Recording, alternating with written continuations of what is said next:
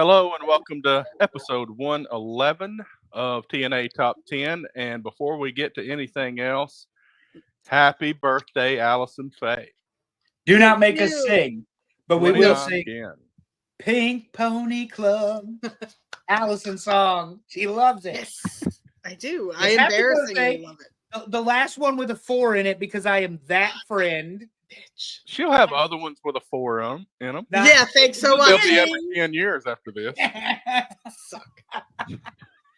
And You guys are so lucky we I know what love we're you. doing for my 40th birthday, but this is not about me. We have another friend who turns 50 along with Allison next year, and it's going to be epic. We don't know what it is yet, be but huge. I promise you, Allison's favorite thing to say to me is "Where to next, bitch?" So we will be having a trip somewhere. I promise. Can't wait.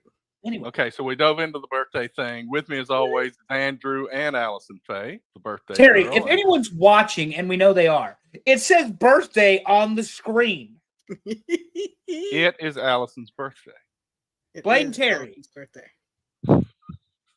He doesn't It is get it. actually Allison's birthday. I think I had people telling Allison happy birthday the other day when we put the poll out, but a little bit of confusion there. Officially, yeah. These people tried to confuse me 2 weeks ago, telling me Allison's birthday was July 12th. That's bullshit. That's not I correct. never said that. Absolutely not correct. We all of a sudden were I'm running David- down all the wrestling on Allison's birthday weekend. And All of a most sudden, I'm them David were- Rose on Oh, Schitt's God. Creek. Folded tea towels up front, correct. Plungers, not correct. June 13th, correct. Or July 13th, correct. July 12th, not correct, Terry. Not correct. You guys, thank you. Thank you very much. It's a But wonderful seriously, birthday. happy birthday. We love you. We mean it. I love you too. Let's- Woohoo! And honestly, this show's a lot more fun with you on it. is. Not that Terry and I couldn't have fun, but it's a lot more fun with you on it. So As long as you guys aren't talking the football, because I just sit here with a blank face. So that's Well, we next will have month. to have. Well, we're gonna have to Well, have discussions about how we. we're do gonna that. have discussions Yeah. about that. I may That's be, next I may month. step back for like the season or something. We'll see. Oh look, Yeah. my dad wants to know if it's my birthday. Yeah, I don't know. George Just may like have been a there. He dad. may not have been. Yeah. You know. Anyway, we'll Um, talk about the future in the future. I'm not worried about that today. No, that's not true. She's going to be here. She'll just be sleeping. So it'll be all right. I mean, We're going to educate our friend about football. That's true. So that's I true. thought last year's system was fine. We do the Well- first show and the second show. Yeah, we can still. I mean, there's a lot to talk about. Charlotte is when we'll talk about that. however. Charlotte's when we'll talk about it. That's the Yeah. gathering for all of our friends. Join us. We may make time for you, probably not. And I mean that in the most loving way Oh, possible. we're skipping that weekend. I don't. We I do. don't think we're. Yeah. But we are on a tight schedule from Friday to Sunday. Yeah, I don't see it happening. I mean, SummerSlam is that weekend also, but it'll be okay. Yeah. We'll get Interesting back. scheduling, though, that you mentioned that, Terry, because Charlotte the Gathering, for those of you that don't know, there's a ton of legends, particularly ones that wrestled in like the territories in Mid-Atlantic, JCP, whatever. The same weekend that you have the second biggest, by most people's opinions, second biggest WWE event of the year. Mhm. That was a decision by somebody to do that. Also, it was a decision on my part not spend $40,000 on ringside seats to go to a shitty part of what is not New York. Tell them, Allison. That's great. At the stadium. We're Yeah. not going to Jersey. Now, we don't go to Jersey, and we don't like the subways there. I've Okay. never been on the subway from New Jersey to New York City, but I heard about it, and that's just a non-starter for me. Yeah, the path is its own thing. We're good. Thanks. So I've been to Jersey twice, but I stayed southern New Jersey. I never went to the north part. So I totally mean, different areas of Jersey here. growing up, we would sometimes in the summers go down to the shore in Jersey, not Jersey Shore. We'd go to the beach. We'd go to what's called like the Highlands. My brother's godmother's family has a place there we used to get to go stay. Long Beach Island, and of course, Atlantic City. I mean, Right. that part of Jersey, while Atlantic City as a whole, there's a beach. It's fine. You'll live. It was fun. There was a boardwalk. Exactly. And it's still roller coasters and exactly. stuff on the pier. And they're back now. All that stuff is back now for a good 20 years. It was not, and you wouldn't go there. But I actually took Lex there 1 year for spring break. We had a blast because they turned one of the old casinos into a full floor arcade, indoor go-karting, and now on the top floors is a water park. Excellent. Like, top that's crazy. floor water park. Yeah, it's insane. See, I love water parks. Like, just genuinely love water parks. It's why the water slide on the cruise ship made my number one. Despite the fact I have an aversion to cruise ships. Because, you know, Americans go overboard and die on cruise ships. Hadn't you ever all heard of Natalie Holloway? I mean, here we are. I don't think she went overboard on a cruise ship. That was a different story. She didn't go over. She was in Aruba for something else. Oh, that was Aruba. And yeah. Hold on. I'm going to address what Amy says. Amy said Charlotte Flair's outfit is gorgeous. 100% correct. Purple is the color for her. No question. Love it. Speaking of purple, I'm wearing a collared shirt since we're in the office today. I don't go to the office and dress down, so I'm wearing a collared shirt. Love it. It's my day off. I'm wearing a Yankee shirt. They lost today. I used to have that background. I don't know what I did with it. Oh, well. So we're going to talk about a lot of wrestling, but I went to some wrestling on Friday in Nashville, went to SmackDown. I think this is the first time I've ever been at a TV event for WWE. Ooh. I've been to house shows, but this is the first time I've been to a TV event, and it was good. You know, there was some build up to this weekend, and my favorite part had to be when the Wyatt Six came out, and we were not down by the ring. I mean, we got tickets 2 days ahead of time, and we were over by where they come in and up on the risers, so we weren't real close. But we were looking right over where they come in. So we're sitting there staring at Uncle Howdy in the rocking chair, seeing Nikki Cross sitting in front of him.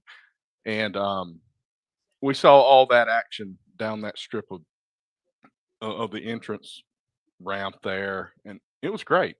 Loved that match. Loved that they won the belts too. It was awesome. Yeah. Good storytelling. I liked it. And Nashville is excellent. Yeah. I just need to go back to Nashville. Nashville is expensive, and now WWE has made it one of their spots. So it's even more expensive.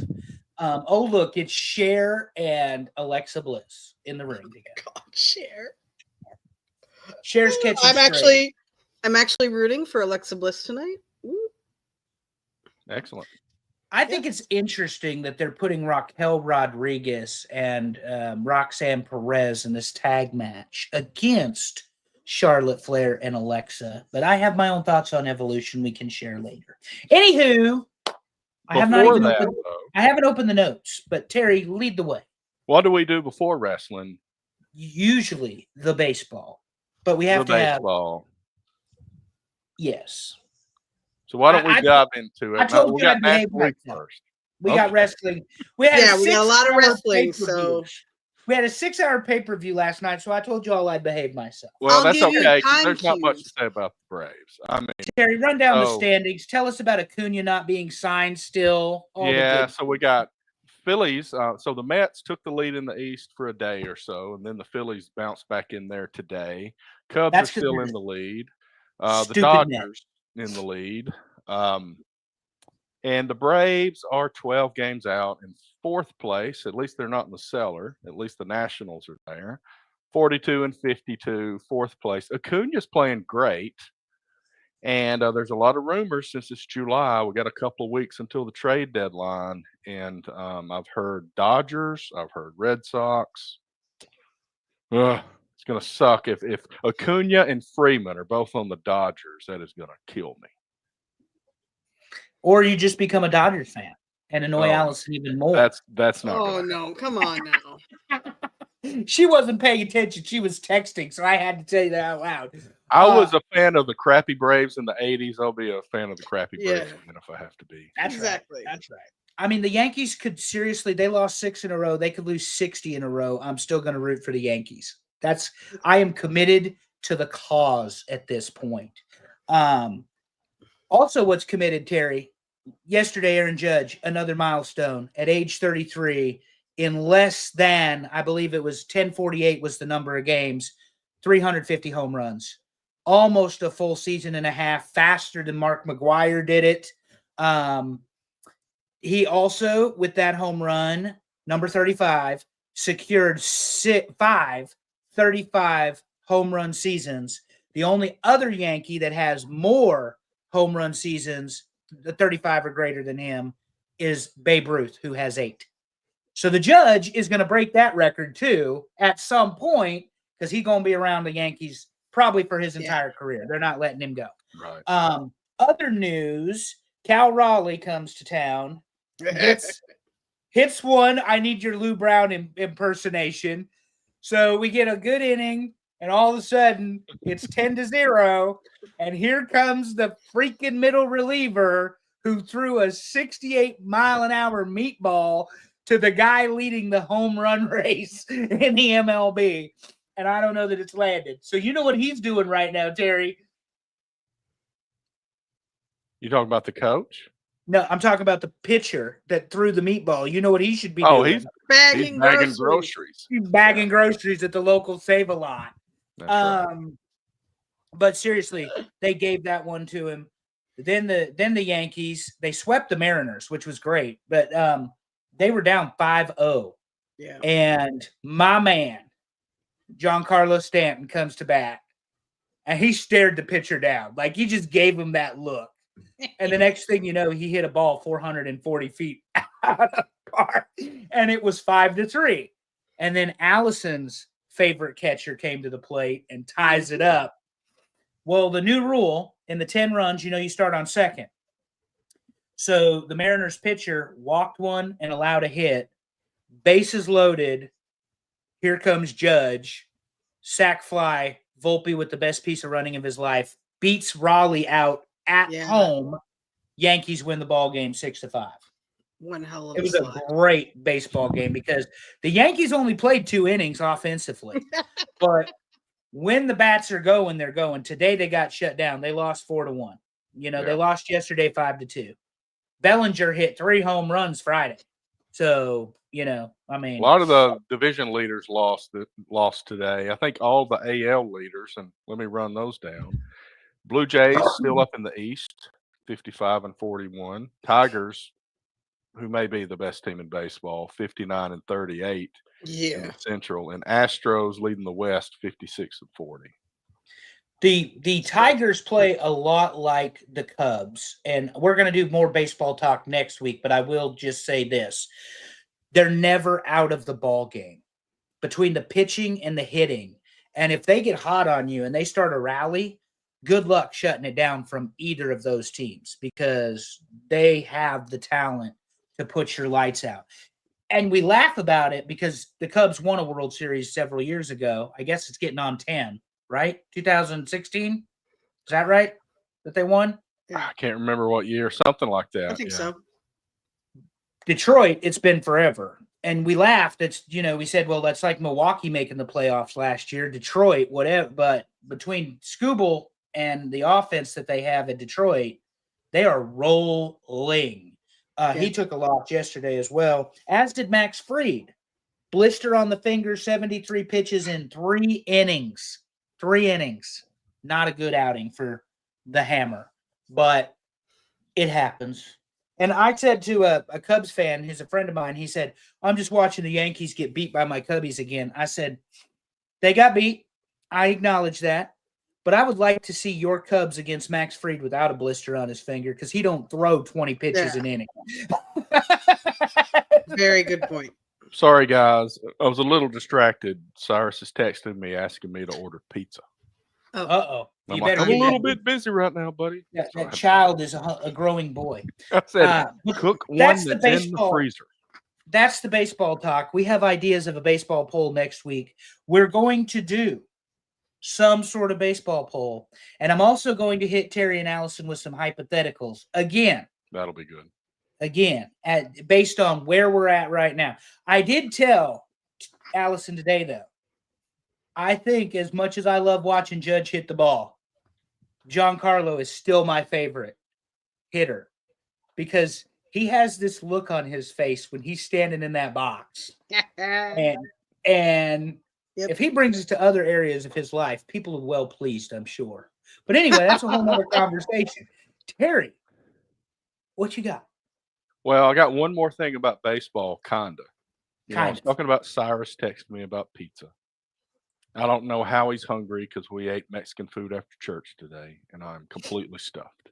He's 12, but go ahead. He's 12, so he's a soccer player, But in case I've never mentioned it, he is absolutely named after Cy Young. Oh, yeah. So I said I want to give him a baseball name. So of course that made him pick soccer. So Of course. I ran through different names, and here's kind of how it went. I was thinking Maddox. I thought, hey, I'm a Braves fan. I Mhm. can name him Maddox. And then one of my friends named their son Maddox. And I was like, oh, I'm not doing that. Then I thought, what would be good would be Hudson. Name him after Tim Hudson. That's Auburn and the Braves. But then I said, Hudson never won a Cy Young. And then I said, ooh, Cy. So what we did, we had shirts that said Young Cy and it had a baseball on it. But Nice. he plays I soccer. love that. So we don't do that. Yeah, well, I mean, I named my kid's nickname Lex is off of I loved Lex Luthor, the evil genius, and of course my kid hates everything superheroes. Oh. I'm like, thanks so much. I should have named you freaking. I should have You were named you setting him Luigi. up to be an evil genius. I was hoping, but no, we're not there. He's way too nice. Way too nice. No swearing. No foul No language. swearing. No foul language. No foul language. Okay, let's Dan, try how's out a yours? new AI picture if we can. Uh-oh. Not to cut you off. Let's No, make you're fun fine. of it because I have not noticed the problems I have with it until just now. I Let's talk told about you college sports. I told you I would limit my commentary on baseball, so college sports is good. We've only got one thing to talk about other than the football. The soccer ball and the baseball are the same size in this picture. Yep, that's a no problem. I guess that's a golf ball on the bottom, Unless Yeah. you're throwing it to your dog, then it's which perfect probably if makes it's sense nothing. in reference to the baseball. But then Yeah. the volleyball probably What? near the right size. But that soccer No, ball's way look at off. the volleyball next to the basketball. No, it's not near the right size. Okay, well, they do make soccer balls that size, so I'm just going to act like that's what it was. Okay, there you go. There you go. It's fantastic. I love the Love it. fact that AI annoys Terry after the fact. Oh yeah. So I thought it was great. I'm like, man, it did great.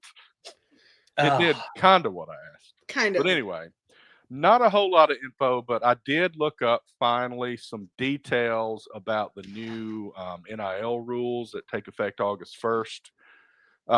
The schools will be paying the athletes directly. Ooh.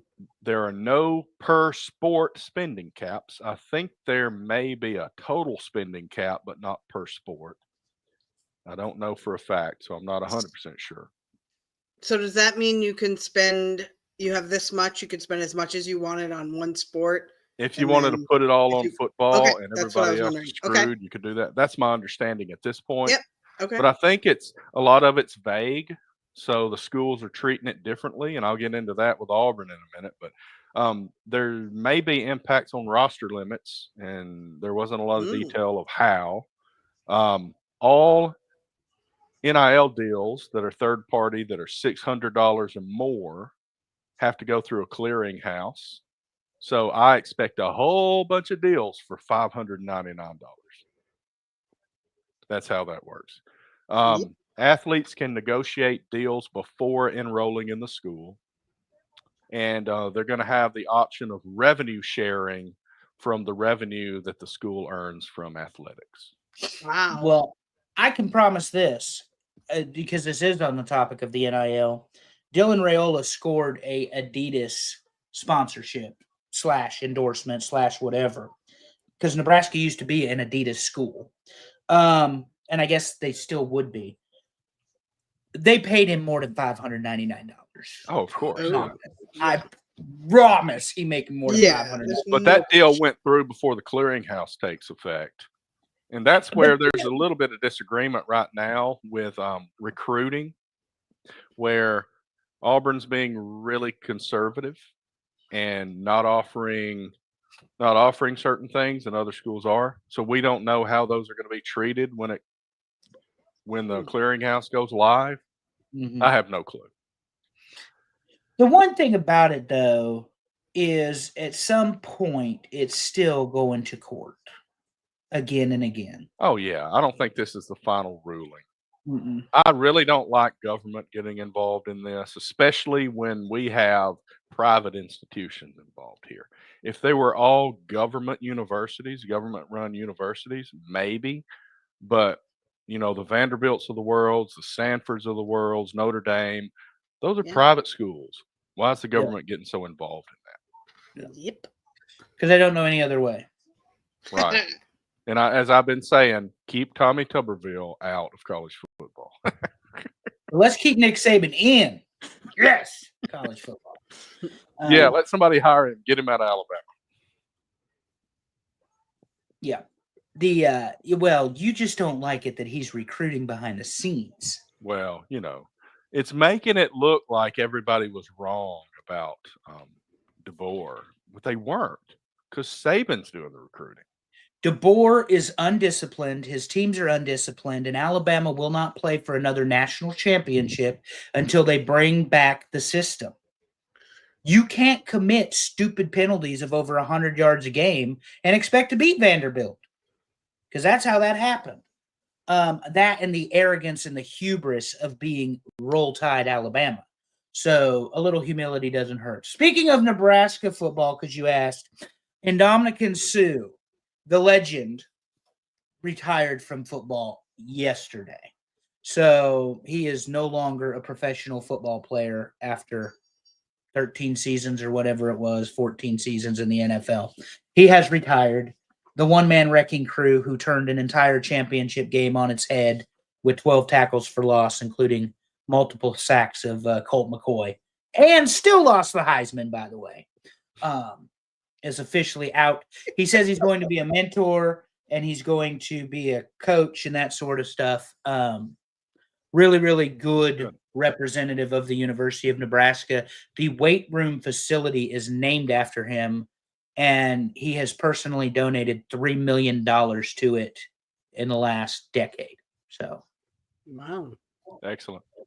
well, they used to believe that if you had the biggest lineman in the country, but the most athletic and, conditioned ones, you were going to win football games. And that's how they won a lot of games. Kind of reminds me of, let's see, what was Russell Wilson? He was at NC State, and then he was going to transfer after he graduated.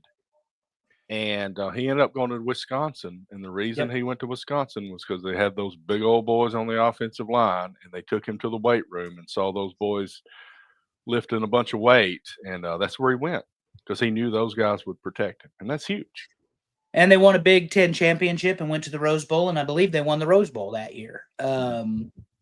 But, yeah, when you see a double tight formation from Brett Bielema, who we'll talk about again here in a few weeks, but you see a double tight formation where you bring 9 guys onto the line of scrimmage, Terry, and it's just Russell Wilson and one of those Wisconsin running backs in the backfield. That's old school football at its finest. And that's Wisconsin football, the way it used to be. But anyway. All right, I swapped me and Allison Oh, so that when we see people saying happy birthday to her, it's not covering up her face. There we go. On my way to the because hospital. you got to let Bober know that I saw his message, and I'm very grateful. Thank you, Bober.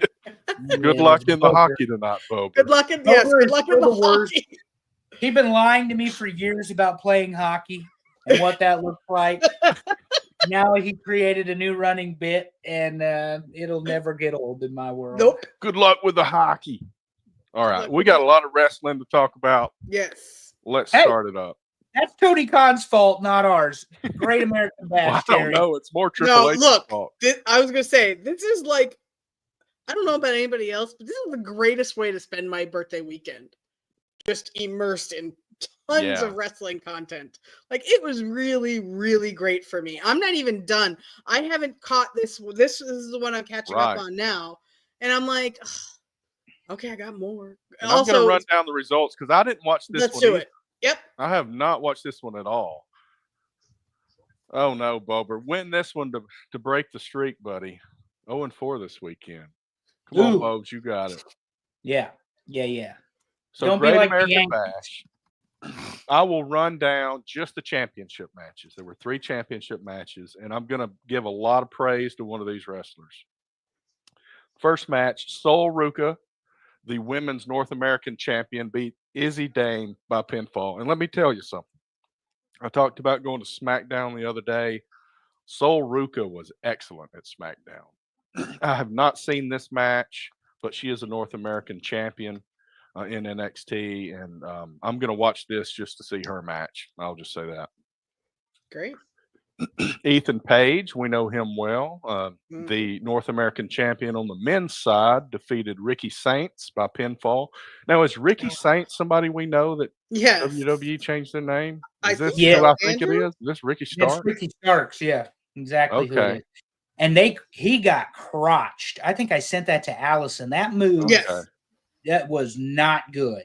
Not good. There's no way he could have protected himself in that particular case. And speaking of getting crotched, for the male listeners of today's show, or the women that like women, we got Tippy Time and Trish about to start on Evolution. Speaking of getting crotched, more on getting crotched in the Tony Storm match later. But I was gonna say, so in other words, we'll pay attention to the podcast now. Yeah, because this match is trash. Yeah. Okay. Ask me how I feel, because I'll tell you. No, I'm just kidding. Yeah. Let's go. Well, I will say this: I knew people from those 2 matches. Right. This tells you how much I don't watch NXT, because the NXT Men's Championship match involved 2 people I've never heard of. Oba Femi, the champion, beat Yokishi Inamura. No idea who either one of them. I know who Oba is, but I have no idea who that other guy is. Okay. So I'm going to watch it. Like we said, I'm going to go back and watch it, and I'll learn a little bit about these guys. Yep. Awesome.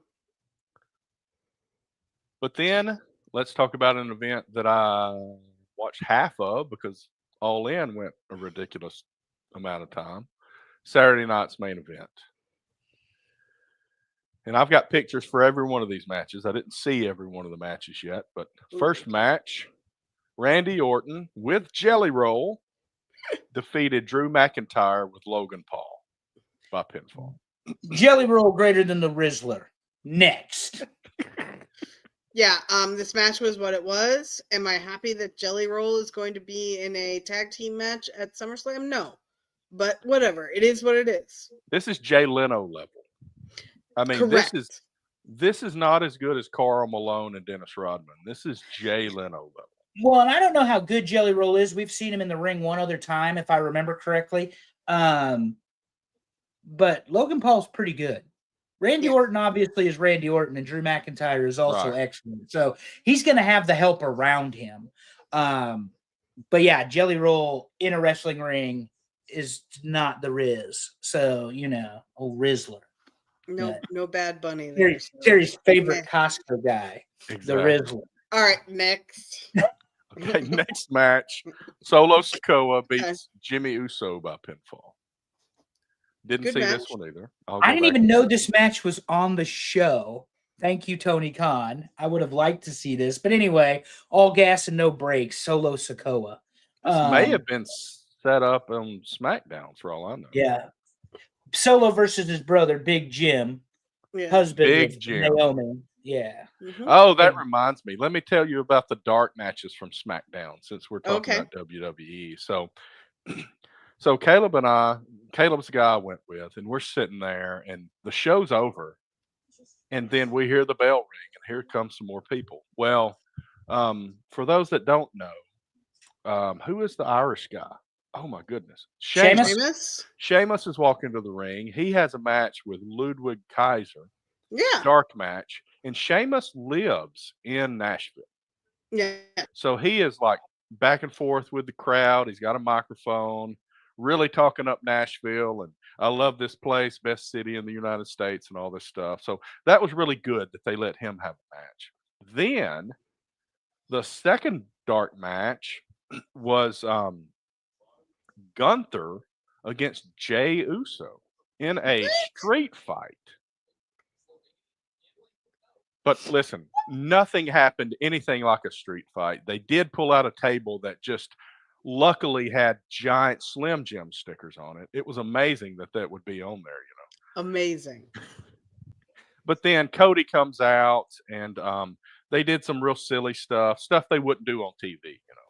Like Jay's dancing and trying to get Gunther to dance, and it's just it was All weird. right. Well, can we also talk about what time you got to the stadium?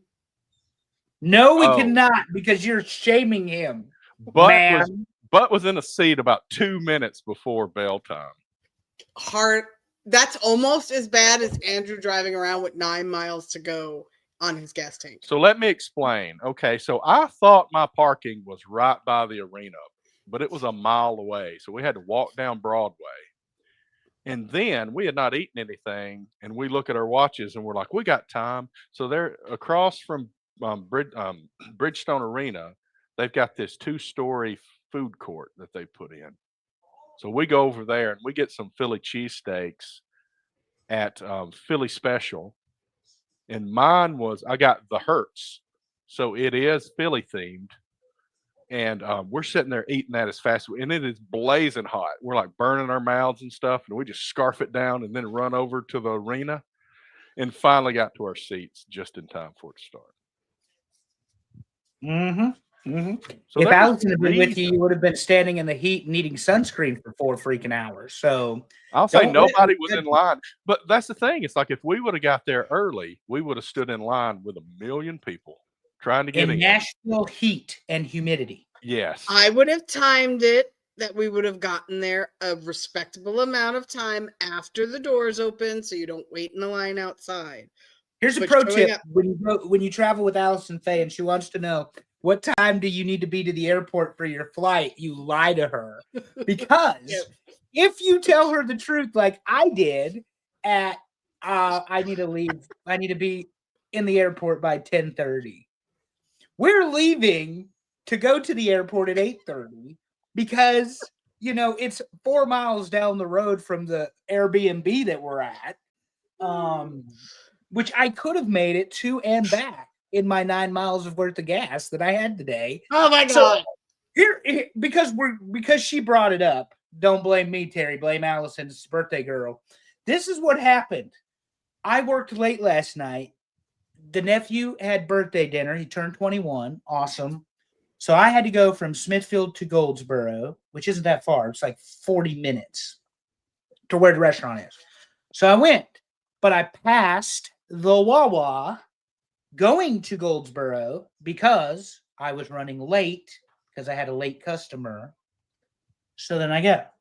This morning, I got to serve in the church parking lot. So I go to church and I pass the Wawa, but I have to be there at 9:15. So then I circle back, and that's how we get to 9 miles empty. But normally, when my light tells me I have 50 miles to empty, I'm going to fill it up. But yeah, it holds 13.75 gallons, and I put 13.449 gallons of gas in that today. So Allison, this is why Allison needs me in her life. That sort of thing worries the ever-living hell out of her. And me, I'm like, whatever. It says we got 9 miles. We're cool. Gas station's right there. Don't worry about it. It'll be fine. Kind of like flying with me. I'm like, no, we're not getting there 4 hours early. To be fair, I also have the 50 mile. Like, I don't need to be there as early as the rest of you.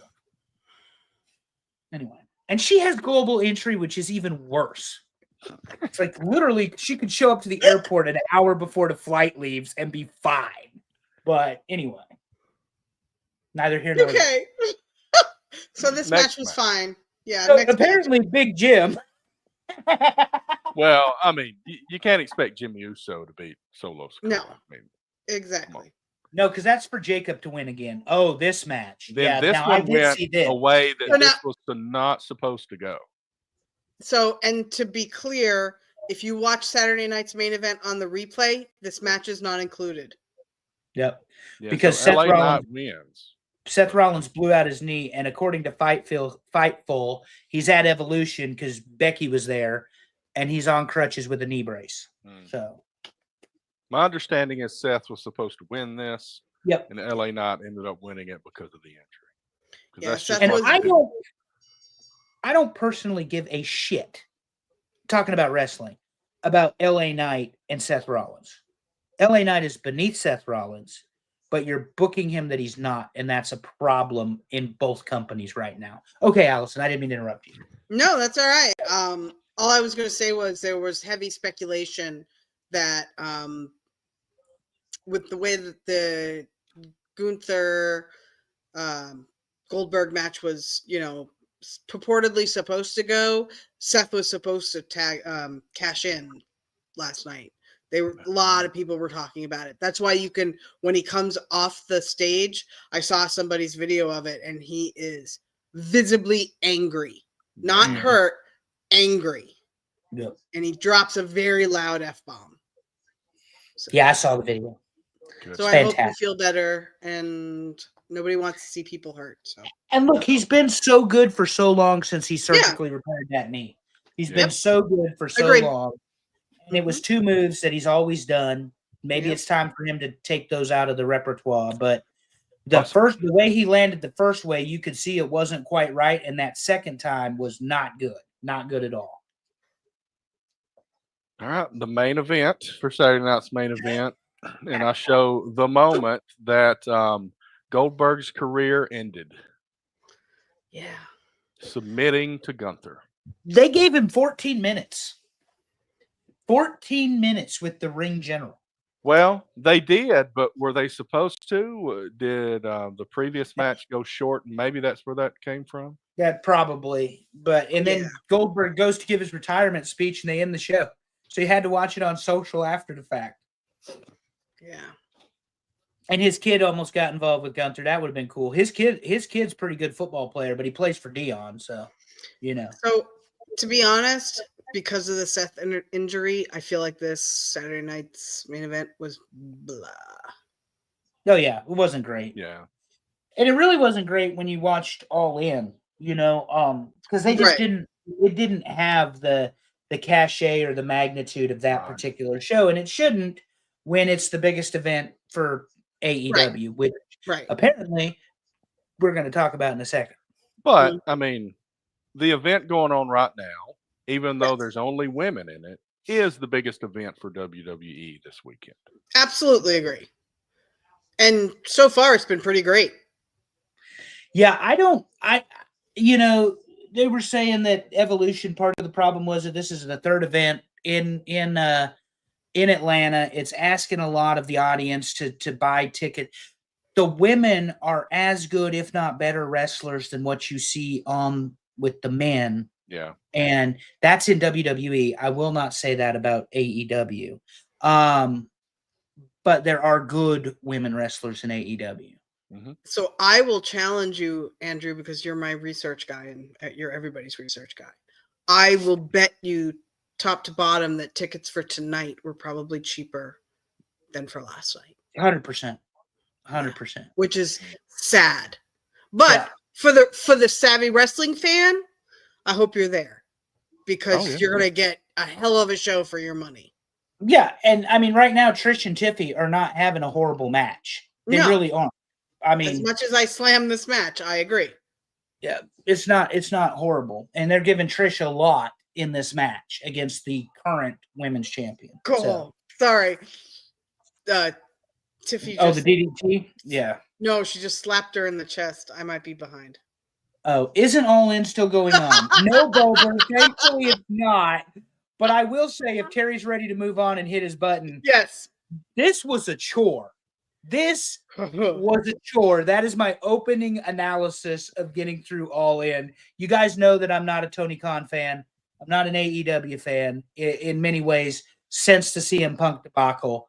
But he booked this show the way I would have booked it, which is why I was so wrong about what I thought was actually going to happen, because I didn't think, well, we'll get into it. I was wrong on almost every prediction that mattered in this match. So I want to ask each of you a question, and I'll answer after you guys do. One of the things about this show was it was extremely long.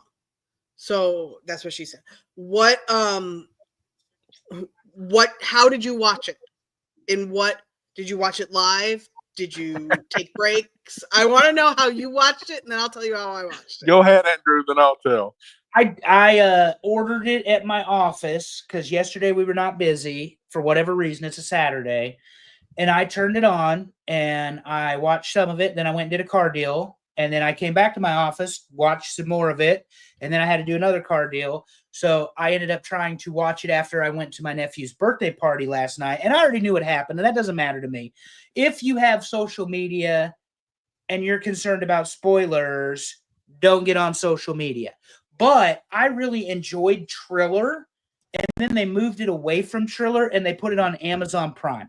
Here's my bitch about Amazon Prime, since you asked, Allison, and my Vizio TV. It will only fast forward Amazon Prime at 5 times speed. So I've already seen a bunch of this and I'm trying to get through it. This is a 6-hour pay-per-view and I'm trying to get to like hour 4. And it is taking forever to jump to hour 4. I would have been better getting on my phone, scrolling it, stopping it on my phone, going into my app on my TV and telling it to, you probably pick up where I left off. But anyway, I watched it on Amazon Prime. I watched some of it live, and I watched the most important things after the fact. Okay. Terry. Okay, so before I get into how I watched it, I will say we've got pictures for 5 matches. And after I say this, I'll run down the other matches pretty quickly, and then we'll get into the ones with pictures. I started to watch it on YouTube and realized I don't already have a payment method on YouTube. So I said, screw that. Then I went over to Amazon Prime and watched it there. I watched the first 2 hours, and then I took a 2-hour nap, and then there were 2 more hours to go. So I still have not seen the ones in the middle. By the way, if you watch the show, if you watch the entirety of the show, the kickoff started at 1 p.m. Yes. The show started at 3. They finished just before 9 o'clock. That is a long day and big commitment from your audience to watch that. And look, there were times during the show, and we can get into it whenever, because I want to hear your answer too, Allison, where the audience seemed flat. But if you've been sitting there 8 hours, because you know, and you're not traveling with Allison Faye, that you got to the show to get to your seats at 12 o'clock or even 11:30. Okay, because they're only going to open the door 90 minutes beforehand. So you're there at 11:30. Show, blah, blah, blah, blah, blah, blah. 9 o'clock. Then you got to get out of the damn arena or stadium, excuse me. And we all know what that looks like. Now, Allison and I walked to Mercedes-Benz, but I couldn't imagine trying to drive out of there during that SEC title game with 78,000 people there. You didn't walk to Mercedes-Benz. Someone drove you and dropped you off. We walked home. Yes. Thank you. We walked home. Yeah. 26,000 people though in Texas. I don't know. My point is to say any of that is you committed to a 12-hour day of wrestling basically before it's all said and done for this event. Anyway, Allison, how did you watch it? So I also bought it on Amazon Prime. I started watching the pre-show at home, and then I took Lex and we went off for the night. We stayed off-site, I'm going to call it, for the night. We went swimming, so I started it late. I started it about an hour late. I skipped through some stuff to try to catch up, I stopped at 5:30. We went to old person birthday dinner, fancy steakhouse. Thank you very much. Proud of my son. Proud of my son. He got a steak more expensive than I did. So proud of him. He's got taste. And then he's learning. Go ahead. I know. Sorry. And then we came back. And I again tried to catch up. Again, same complaint you had, Andrew, navigating on Amazon Prime while a live event is happening and you're not watching live is very poor. Very poor. I watched the entirety of the event, but I kept trying to fast forward through it. So I didn't feel like I got the whole thing. So today I watched it in its entirety again because I missed a lot. Yeah. But okay. That's what I wanted to know. Thank you. Let's do it. Well, let me run down 7 matches that I don't have pictures for. Maybe one of them I should have. Not to interrupt you, Terry. Amy says she watched live. Right. So she was on the case. So she was also on Amazon Prime because I remember we talked about it in the chat. We did try to avoid spoilers too. So I think we did a pretty good job. So I was trying to say things very generically, like, ooh, I like that part and that kind of thing. Yes. Yep. Yeah. Anyway, so and there were some people that were in multiple matches here. Correct. Yeah. My God. So Sons of Texas, you're like, who the hell are Sons of Texas? That's Dustin Rhodes, Marshall Von Erich, Ross Von Erich, and Sammy Guevara defeated Shane Taylor Promotions. That's Shane Taylor, Lee Moriarty, Carly Bravo, and Captain Sean Dean. I'm only reading the names because I don't know who these people are, but that's who it is. Shout out to JD Hoop. He makes Guevara and Rhodes's gear. Awesome. Woohoo. And the Sons of Texas won, I think. Right. They did win. And then the next big tag team match was Big Boom AJ. We know him well. O'Reilly, Hologram, and Ishii. They defeated the Don Callis family of Hechicero, Archer, Romero, and Trent Beretta. Speaking of guys that ought to be bagging groceries at the local Save-A-Lot. The Don Callis family has a couple players and then everybody else. Yeah. And, you know, because they have Okada, they have Takeshita, and they have Josh Alexander, and they have Kyle Fletcher. But these guys that he keeps adding, I'm like, who the hell are you?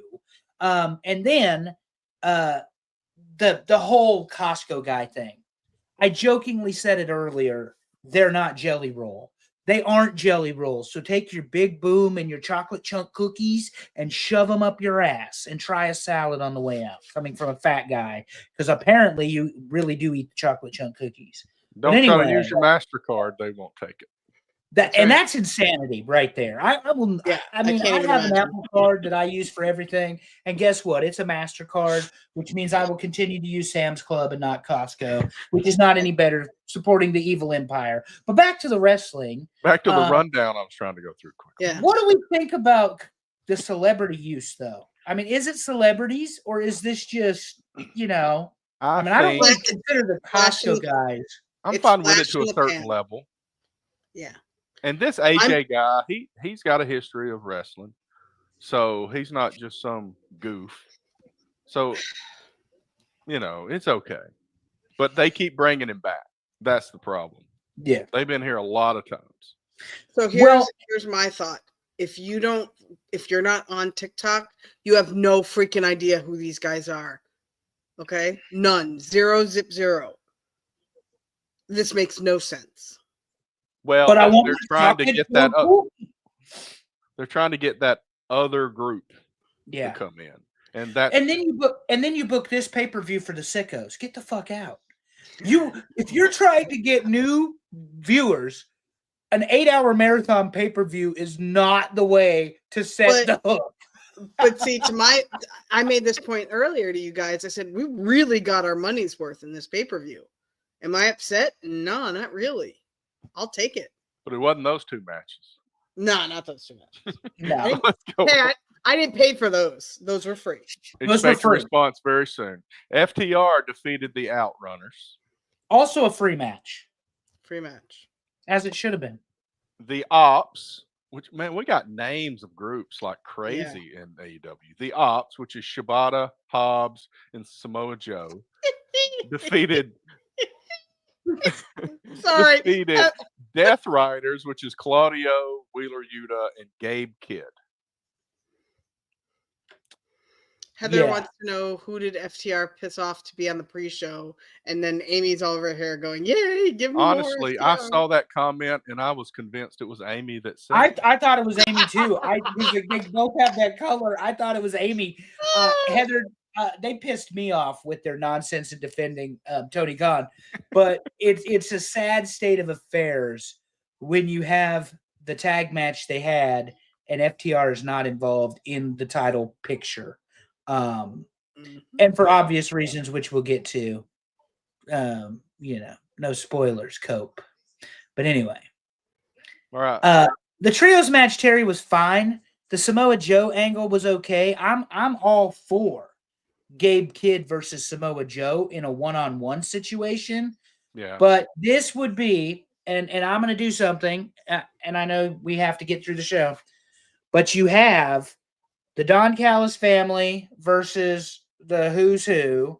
You have the Sons of Texas, and is that right? It was the Sons of Texas. No, and the Don Callis Sons family? of Texas was Shane Taylor Promotions. Shane Taylor Promotions. Big Boom, AJ, and Big Friends Boom. was And Don then Callis family.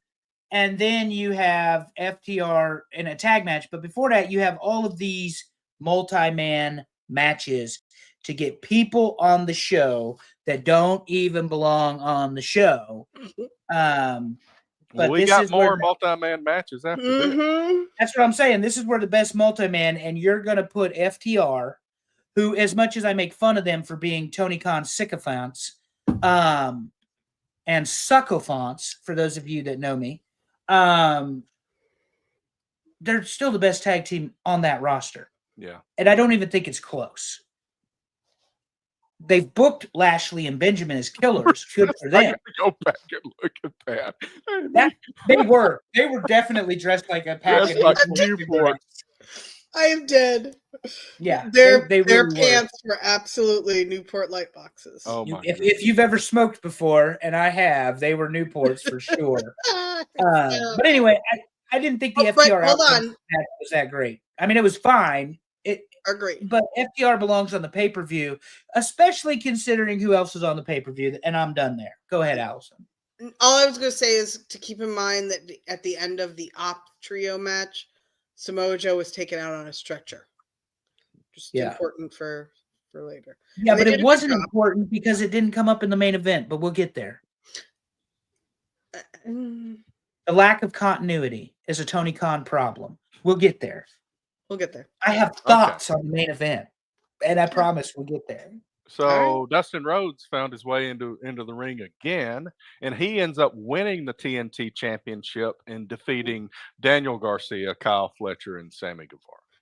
Okay, my comment, and I'm going to make it. Where the hell have Dusty Rhodes' grandsons been all my life? Did you see those boys? Oh, after he won, he brought his nephews into the ring, and I'm watching and I'm going, hello. Is that the sister's kids? I guess it's got to be Teal's kids. Yeah. Because, oh my God. And now that I say that, I feel really bad because I know her, and now I feel like a creepy old lady. But anyway. I've met her. She's very if you didn't know her, that would be creepy old lady. Yeah, I've met her. She's very nice.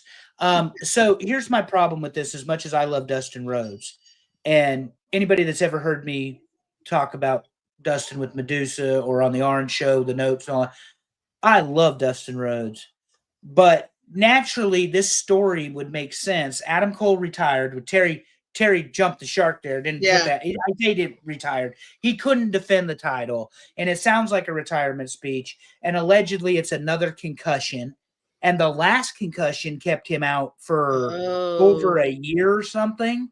So this may be it. This honestly may be it. So that part sucks. I want to know who Kyle Fletcher pissed off to have to wrestle Adam Cole, number one. As much as Heather wants to know who FTR pissed off to be on the pre-show. But here's the other thing, and this is genuine.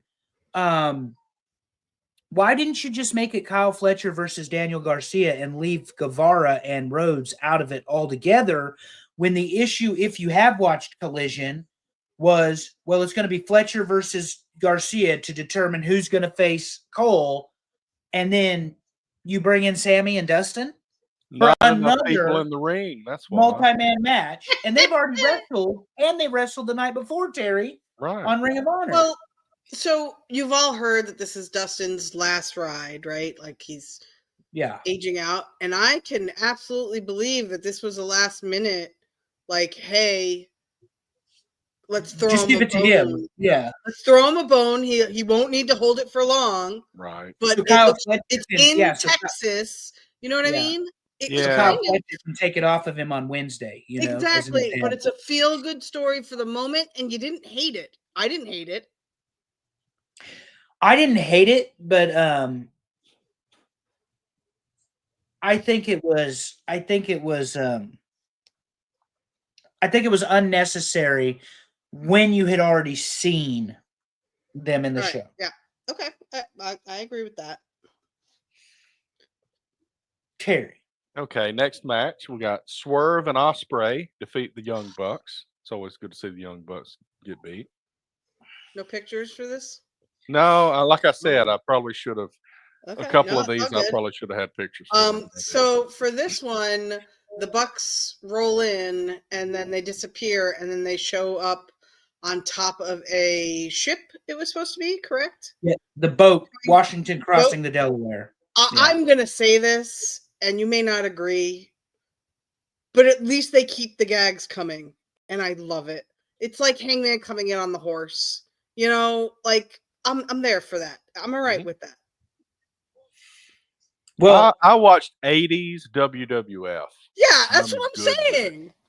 Exactly. I mean, I saw Mean Gene out in the jungle with a microphone. Talking to the bushwhackers.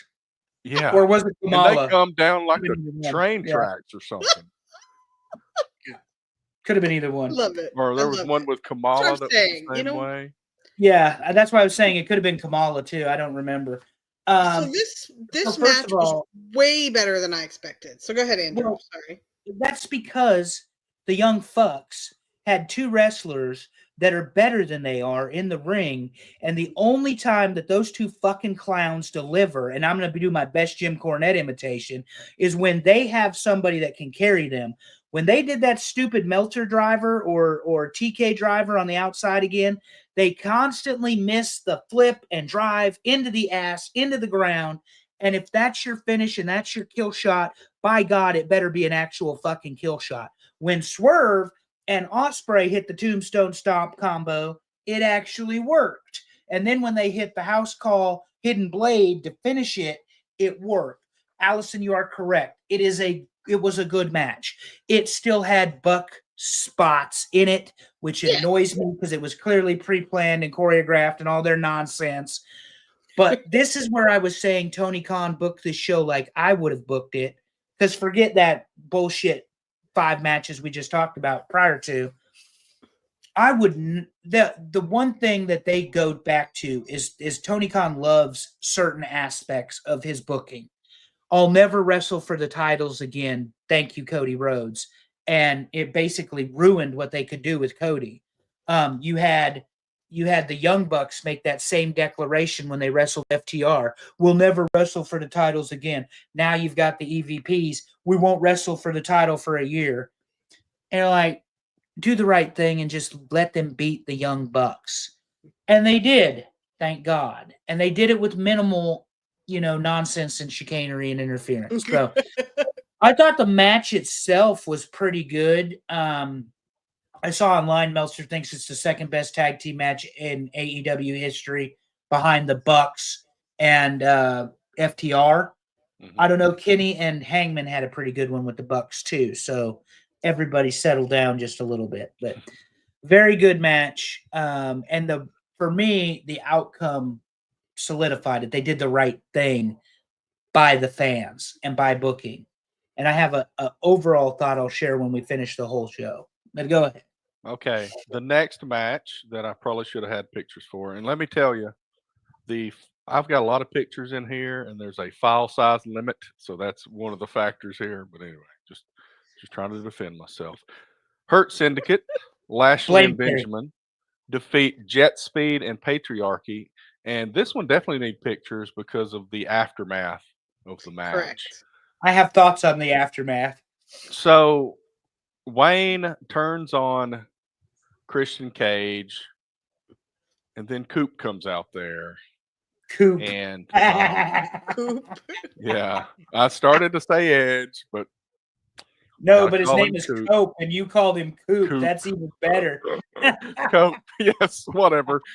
It's just as silly either way. Edge comes out there Yep. and kind of saves the day after people are pounding on Christian and holding a chair. And he said something like "figure your shit out" or something when he Yeah. left the ring. Figure yourself Find out. yourself. Or, Find yourself, or Yeah.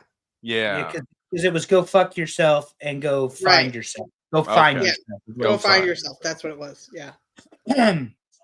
This match, talking about better than it deserved to be. Jet Speed was very good, taking all the bumps. Lashley and Benjamin at 49 years old in the AAA and AARP clubs are not going to be bumping like that, and neither was Christian. So Wayne and the Jet Speed guys taking a lot of the bumps. Go home and find yourself. Okay, You thank would you. help us out there. She's always got the answer. And I just watched it. It wasn't that long ago. That's my bad. But anyway, the bumps were good. I thought Mike Bailey had a nice showing. I thought the other guy, Kevin Knight, had a nice showing. Hell, even Nick Wayne looked good. The turn was so obvious, though, that it was coming. It was so obvious. And my favorite part of the turn, or the save, is Edge comes out. They hit his music, of course. And he's got to go run to one side of the stage. He runs to the other side of the stage. He starts to come down. They're going to do the concerto to Christian. But before they can do it, he's got to hit his pyro so that they can have the fireworks. And then he's going to go save the day, which is tremendous because God forbid you do the fireworks after he saves the day. But, whatever. So, Cope is back. Congratulations. We have another 50-year-old plus wrestler who's going to take up TV time and couldn't be, replaced with the 250 of their options they have on that roster. Also, not very popular in the locker room, according to Ricky Starks. And so there you go. Not a fan of it because I don't care about Edge and Christian taking on FTR. That's just some more spank bank dream match nonsense for the sickos. And I am not interested in watching old ass Edge and old ass Christian take on FTR. But speaking of old ass Edge and Christian, he couldn't get cleared to Amy WWE. and I'll watch. Just so you know, Amy and I'll watch that. Speaking of old ass Christian and Edge, the deal with Adam Cole has got to be bad when no wrestling company in the world but AEW will clear Christian and Edge because of their neck and back surgeries, and Adam Cole can't get cleared to wrestle last night. So whatever it is not good. I meant to say that earlier. My bad. But yeah. And by the way, Amy confirmed she'll watch with me. You all can enjoy it and have it. The guy can't figure out his haircut. He goes ahead and hits his emote as he's doing, the run in. He brings that stupid board with the nails that we don't need to see anymore. And, then he gives Christian philosophical advice, and I'm just not interested. Christian needs to stay a heel, best heel in the business, at least in AEW. Yeah. So, anyway. Amy's giving us live updates. She says Jade and Naomi is meh. Well, it would be meh. Have you seen Naomi wrestle? And Jade is green as goose shit still. Anyway, I like now Jade. We got pictures. Now we got maybe not for the right matches, but we haven't talked about these. MJF, I gotta show MJF winning something because I still love MJF. Yeah, hell yeah. Wins the men's casino gauntlet match. Look, MJF is every guy I went to high school with.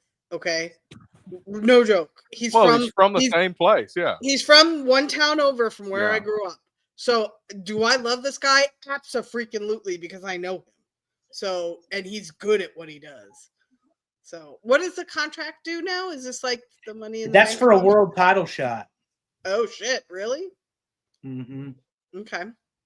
So we're back with the contract nonsense because we don't do Money in the Bank in AEW, but we're going to carry around a contract on a clipboard that says AEW, so that way the television camera can catch it. I love it. I told anybody that would listen, I thought this was Darby's return moment. I really did. I thought this was Really, Darby's this one? return Okay. moment. I thought Mox was going to win against Hangman, and I thought Darby was going to leave Texas with that world title. You did say that. And Tony Khan booked it exactly how I would have booked it, not how I thought it was going to go booked. Because what I just suggested is Tony Khan's acid trip idea of booking, not the way you actually sell tickets and put asses in seats. MJF back in as one of the top heels, or at least it figured into being somebody who's going to be at the top of the company. Great. Absolutely. I will say this for the Casino Gauntlet match. Retire it already. You know that number 1 and number 2, quote, have the advantage, like number 30 in the Rumble. Because number 1 and number 2, they could pin and win. But it's never happened where the match ends early. You're going to get 7 or 8 people in the match before it actually ends. Yeah. So the thought that this as an advantage is psychologically flawed because you've never seen the advantage actually happen. But to MJF's credit and strength, he does exactly what we want him to do. He gets out of the ring and waits. Right. Every time he gets knocked down, he rolls out. Yeah, and it's fantastic. True. And I think all I was saying though is it's not a real advantage, you know. Yeah, right. I agree. 100% agree. Yeah, there's the possibility that 2 guys go in there and one of them squashes the other guy and everybody else is left with nothing. And then if we're going to critically examine this match as Allison finishes taking that swallow of water, how many people are real contenders for the world title that were in that battle royale? MJF. And that's it. Unless Darby was to come back, it was only MJF. Yeah. Brody King was in that group. I think he's pretty good. Not a contender for the world title. Yeah, I don't see him as a world title. All right. Okay. Fantastic wrestler. Yeah. Not a contender for the world title. Role player. All right. Sure. Now, will you see him against Okada? Probably. That would be fun. Jay just went through a table. But no, that was my thought on this too, guys. I'm behind, damn it.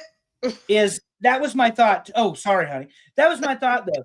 Is the other thing is you got to have believable players when the stakes are the world title match. Also, role playing what? Oh my God. I love you. Oh, she's so dirty. Anyway, she's the one everyone thinks is not. And she is. Thank you, Rose. We appreciate you. But I think you got to have people that are believable in these sort of matches too. I guess you could say Ricochet, but here's the other thing. I thought this was a red herring. They opened the show with this. I thought this was a red herring because they're like, oh, well, MJF wins. That means Hangman's definitely going to win. But I didn't think so because MJF's a slime ball that'll keep that contract till he can take advantage of it, and then he wins the title. Yeah. So anyway, I thought it was fine. It was too long. It was 35 minutes. So much for – yeah, exactly. So much for – nobody would ever complain about 35. Now 5 maybe. But that in itself challenges your suspension of disbelief when you don't have believable contenders in the match and you don't have a real believable stipulation. He could do it one time, Allison and Terry, with a shit belt. Do it with the TNT title. Have him do a casino gauntlet for the number 1 contender for the TNT title. Some guy comes out, bam, bam, it's over. And have somebody who should have won the thing in the back like, hey, I never got a chance to win. At least you'd have something there, you know. But anyway, I went on too long. Terry, hit the button. Hit the button. Well, basically, copy those comments about the format and say them again here. Oh, hell yeah. Won the women's casino gauntlet. So this is my worst match of the night. I did not enjoy this match at all. And I don't I know see our friend Dave's a big fan of Athena because they're friends. They train Oh together. no, I think she's wonderful. She looked off though to me. Yeah.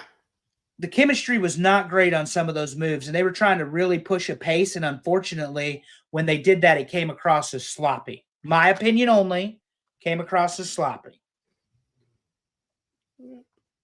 But also, one other thing on this, I know Terry loves when I say that. Mercedes Moné beats her in the Owen. Remember that.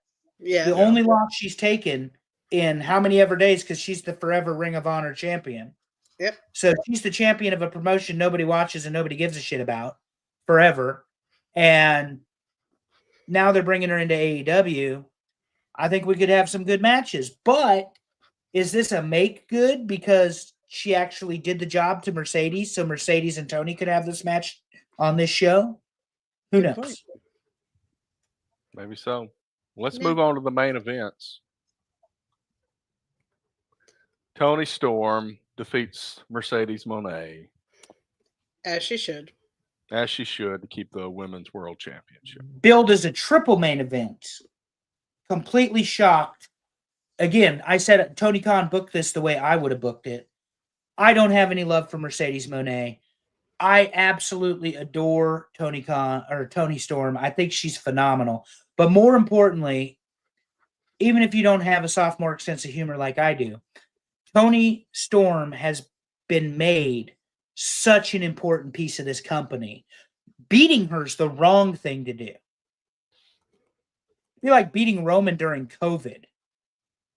So, yeah, we're getting there, Amy. There was a great press conference afterwards. Thank you for having clean lips. And I'm like, all four of them. I said, oh, my God, she did not say that. But she did.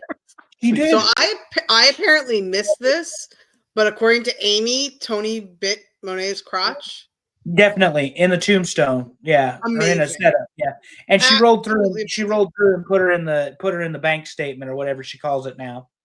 I could not love Tony Storm more because she epitomizes, to me, the female wrestler who just doesn't give a shit, and she's doing what she wants. And she does exactly what she means. And I love watching. You do not know what's gonna come out of her mouth next. You don't know what she's gonna do next, or what's going to go into her mouth next. Correct, absolutely 100% correct. Tony Khan, no comment. That was phenomenal. That was exactly. She, to me, I'll just say this, for a wrestling fan of my age as a female, Tony Storm is everything we want to see. So I love her. You know, it's interesting. She wins this match, and she's won several matches like this, but same weekend as the second Evolution. And she won at the first Evolution. Yep. Yeah, I think much bigger match. Yes. I just think that they've got I think they've got something with her that they need to hold on to as long as possible. She's a very good representative for the company. She's entertaining. She's for the adults. She's for the sickos. And also, unless you guys have a different opinion and we can move on, it seems like she's getting better and better and better as she gets, more reps under her belt. She seems to be, I know that there are people, particularly AEW fans, that absolutely shit on the way that she got fired. And I get that. But not everybody can fit the WWE mold. And she has found, I don't know that WWE would let her be Tony Storm. No, not like that. Not in 2025. No, I don't think so. The Attitude Era is gone. I don't think she gets to sit next to Triple H and say, fuck you, Wendy Richter. Although he might think it's funny, I just don't think it's something you would get to see, Yeah, not at all. No. Well, my question then, it was a great match. Go ahead, Terry. When we say Tony Storm needs to keep winning, at some point you got to beat her. Who do you beat her with? Somebody not Mercedes Moné. Absolutely agree. But somebody believable. Like me, I'd bring back the feud with Jamie Hayter. Yeah. Hayter was good. And Hayter was great. Or Thunder Rosa even. I know she went to the doghouse though because she got hurt, so right. That's how TK is. I don't know. You got to bring in somebody technical and fun. Not fun. I don't want to say fun to watch, but somebody who makes you want to watch her. And right now, I'm not sure who that would be. It's her bit, Amy. She always insults Wendy Richter. I think Wendy Richter is actually one of her favorite wrestlers, so that's her thing. Is she just always tells Wendy Richter to fuck off, which is hysterical. Name out there. Yeah, it's hysterical. It's like she said to Shivani, "Fuck you, Tony." Oh God. I always laugh because I always defend Shivani. I always defend Tony to the nth degree, but Tony Storm saying it, that's fine, no problem. Yeah, go ahead. Tony Schiavone is terrible on commentary, but that's a whole nother thing. And Jim Ross lost a step, but let's go ahead and move on. The next main event, Okada beats Omega, and they did the right thing here. Yeah, they did the right thing here. Yep, this was a good match. This was the right amount of Don Callis interference. Mm-hmm. I mean, I do not have any complaints about this match at all. Was it the banger I wished and prayed for? No. Was it a good match? Absolutely. Right. Piggybacking Allison's comment, we have yet to see Japan Kazuchika Okada. We won't. And we have yet to see Japan cleaner Kenny Omega. You're just not going to see it. And for those of us that followed Ring of Honor or and New Japan and watched the 44-minute 2 out of 3 falls match that is still the standard, you're always going to be disappointed because you can't compare it to this. This was an excellent match. And without all of the bullshit in the main event of the evening, they couldn't have followed this. Correct. Absolutely correct. Jon Moxley, as a professional wrestler, does not have the capability to follow a Kenny Omega Kazuchika Okada match. He does not have the capacity to do so because his proclivity is unnecessary violence. It's not unscripted violence, John. It's unnecessary violence, which we're going to get to when we talk about you stomping on broken beer bottles. But this match finally legitimizes Okada. Yeah. You have a ready-made opponent in a rematch with Kenny, but we probably saved that for a while. At least I would. Yeah. But Ibushi was outside the ring. Yes. You have people like a Brody King who you can get a good match with Okada out of. The Don Callis family can feud with just about anybody. Mm-hmm. And, that's just how it is. So I only have one request. Okada now has in-between hair. It's like a light brown. No, let's either go dark brown or platinum blonde. Pick one. This in-between shit doesn't work. I thought you meant the length. I was going to break it down for you that you got to go through there. No, that's fine. It's all good. All right. One more. And the final main event, Hangman Adam Page. Thank the Lord. The new AEW World Champion after defeating Jon Moxley. And immediately after the bell rings, we get a fork to a forehead and there's blood all over the place the entire time. Thank you, Scott. I blame Scott. Yes. Yeah, this was not. The dogs are raising hell for some reason. I don't know what their problem is. It must be taking a while to get the other one. I don't know. That little one is yappy. Lay down. Come on. Come in here and lay down. Anyway. So this match had some notable cameos, we'll call them. Yep.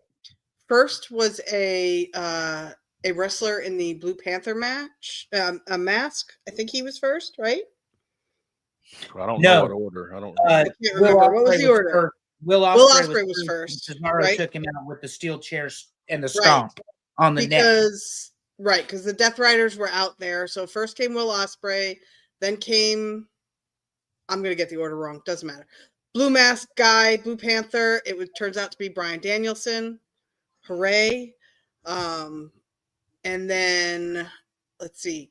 Next, Darby Allin does a video from the top of Everest. I'll tell you the truth. I didn't know that was Darby Allin. I couldn't tell. And then he descends from the rafters like Sting. And I'm like, yeah, no. I know Andrew pretty much had a heart attack when that happened. And Not a fan then of descending from the rafters. We had a death in 1999, and they probably should quit doing that. But that's just my opinion. and then Swerve was the last. Is that right? Well, the Young Bucks then Swerve. Young Bucks. Thank Right. you. See, I knew I was going to get this And wrong. Swerve kind of stood there for a minute and thought Yeah. about it. And the Didn't problem help is they aired some of what they were talking about storyline wise on Thursday. And And this, Thursday is horrible. I kind of wanted to go with what Heather was saying here. She said, Yeah. I like that Hangman won, but the ending was like a super fast rewind of the last 9 months, like that, where they were trying to iron out a bunch of things to create new stories. It was basically everybody that John Moxley screwed over. It was fantastic. And yes, Amy brings up another one we missed, which was Marina Shafir got handcuffed to the outside of the ring somewhere, couldn't bring the briefcase to John by Prince Nana, which was great. Yes, and Alex Wheaton, unrelated, the dogs always are giving me a hard time. Always. The match, to Terry's point, though, all of a sudden we're pulling a fork out of our boot. And I told you both before we started recording, I had to rewind it because I didn't know where the fork came from. Right. I missed it because I was only somewhat paying attention because it's the first 42 seconds of the match. And we have a fork, like we're Abdullah the Butcher's sushi and ribs place, or barbecue and ribs. But this match ended the way it should have ended. I hope this is the end of the Death Riders. 100% hope the Death Rider story is over. They did a nice job weaving the redemption of Hangman Adam Page into this. Obviously, Swerve and him can pick up their feud at any point. They have literally become Rock Austin. Not that they're doing the box office, but that AEW fans will not bitch about seeing a Hangman Adam Page Swerve Strickland match. Same with WWE fans back in the day. How many times did you see Rock Austin? Because it wasn't just the big pay-per-views you saw Rock Austin. It was the weekly television you saw Rock Austin as well. That has been what Hangman and Swerve have become. I would really like to see the Bucks not on television. Be gone. Bye. See ya. Later. Get the fuck out of here. It looks like they may in storyline have hurt Will Ospreay. Maybe he's going back to England for a little while or whatever. I don't know. He does basically travel every single week.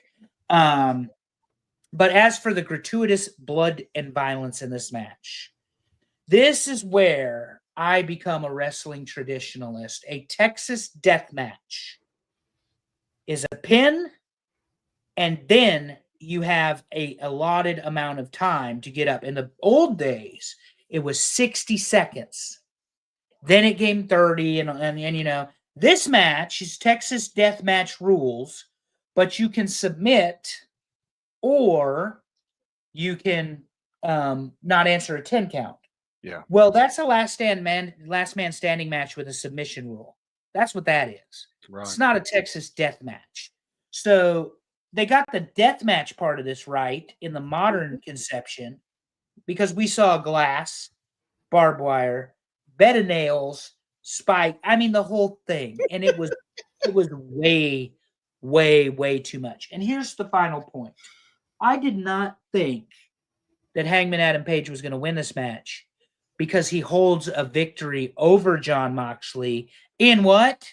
A Texas death match on pay-per-view. And they even mentioned it.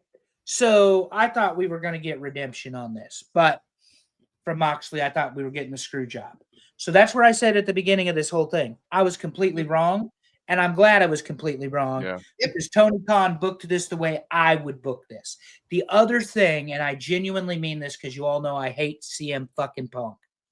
I think he ruined Adam Page.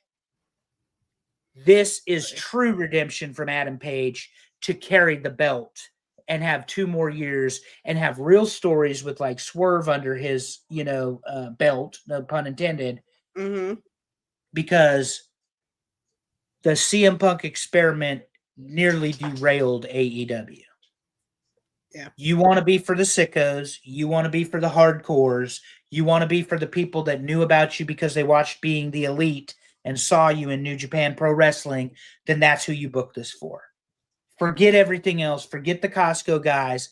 Forget the CM Punk experiment. Quit bringing WWE guys in. Be AEW. You've hit the Control-Alt-Delete button with what you did yesterday. Yep. The problem is we're expecting Tony Khan to follow up with clearing the slate. And that is where I have a trust issue with the man. Okay. So I like the match. I don't have a problem with a lot of blood, especially in a huge pay-per-view like this when it's a world championship match. We've seen that for decades. But like I said earlier, my biggest problem is where was the build-up? If you're doing it in the first minute of the match, where is the build-up? You just don't. And where can you go? I mean, Right. that's where we ended up with glass. That's where we ended up with a bed of nails. That's where we ended up with the barbed wire and the barbed wire tables. I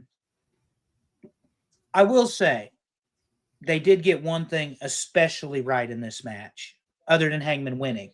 When he opens the briefcase, which was a clusterfuck and a half, pretending it was locked, when they pulled the belt out, that pop was fantastic. So the sickos knew what to do when they finally got to see the belt after 270 days, you know. So good for them. Yep. I would give this pay-per-view a thumbs up and just say it was too fucking long. Yeah. That's what she said. Speaking of too long. Oh, that's also what she said. I was trying. Happy birthday, Allison. It is your birthday. It is. And we gave Allison the chore of choosing from scratch what her desired top 10 list was this week. And she chose top 10 characters from The Office because it is Allison's birthday. So a little bit of a disclaimer here. Andrew will not know a lot of the stuff we talk about. Terry and I are good fans of The Office. I have never intentionally watched one episode of The Office. This is the first show I ever binge watched. My knowledge of The Office is through memes and reels. Well, we got memes for you today. Yes. Because this is full of memes. But I do surprisingly know who some of the characters are, which is why my tagline is "Where is Asian Jim?" And mine is, I didn't say it, I declared it, because that was the line from Michael Scott that reeled me in.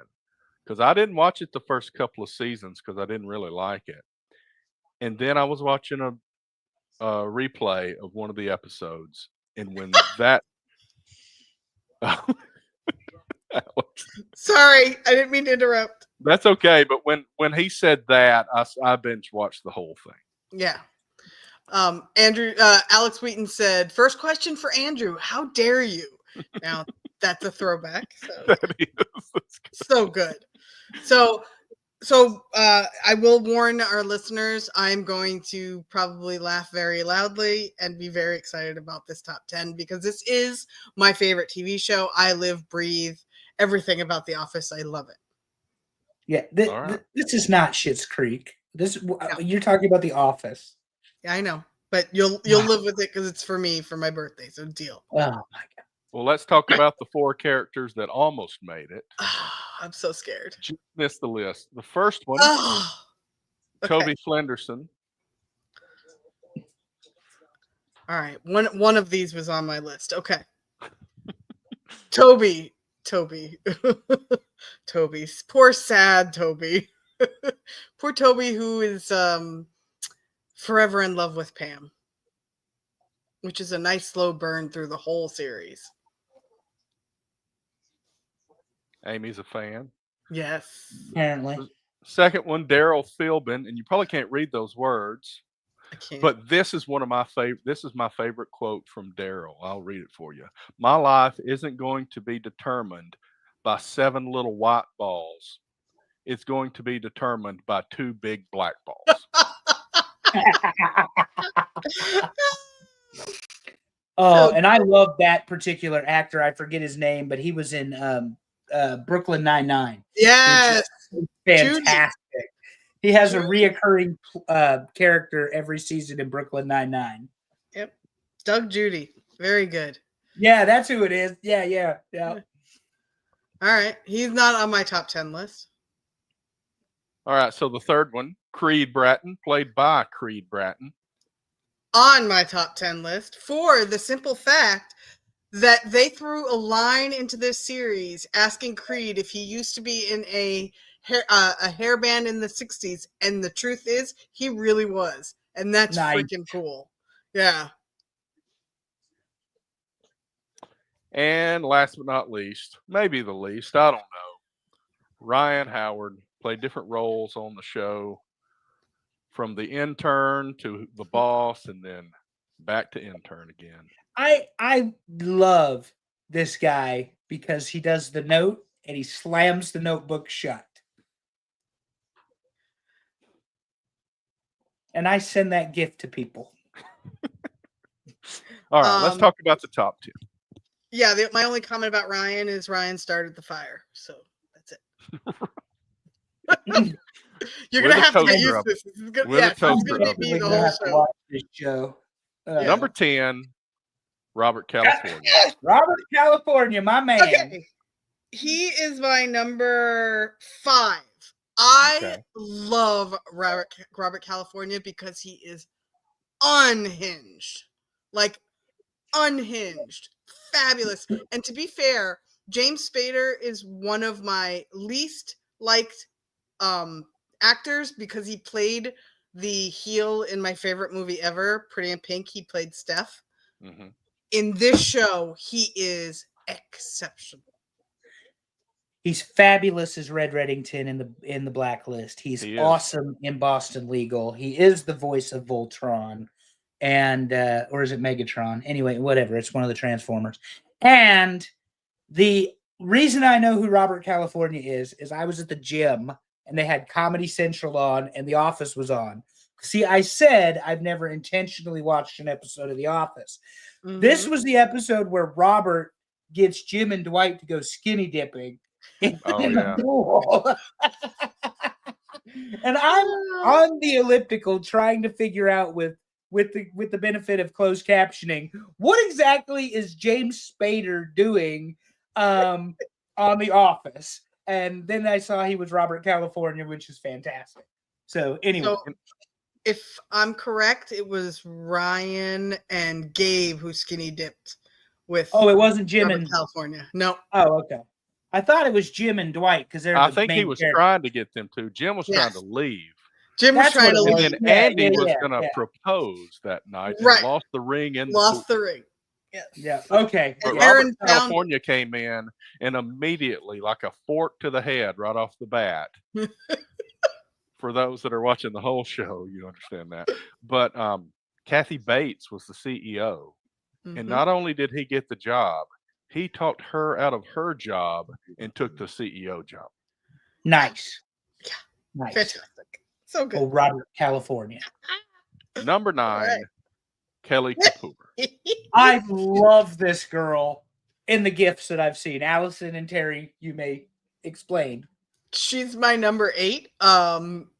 My favorite scene with her is when they're talking to her about her job. I think she's interviewing for like the executive and training program or something. And they're like, she goes, I do a really good job managing my team. Kelly, you are your team. Yeah. And I do a really good job of managing myself. Oh, I mean, between that and her love affair for Ryan, it just doesn't get old.